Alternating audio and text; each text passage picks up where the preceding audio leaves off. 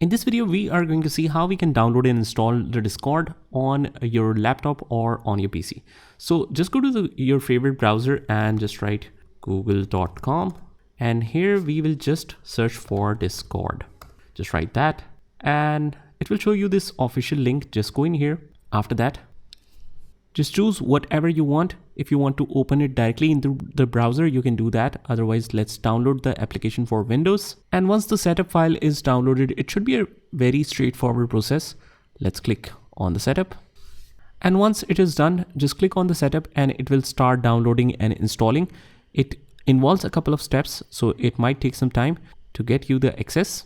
And after that, you should be able to see the main screen of Discord. Now, if you're already the user of Discord, just enter the email or phone number or password, whatever you want. Otherwise, just click on register and the procedure is pretty simple. Just enter a new email, the display name, username, password, date of birth, and other stuff.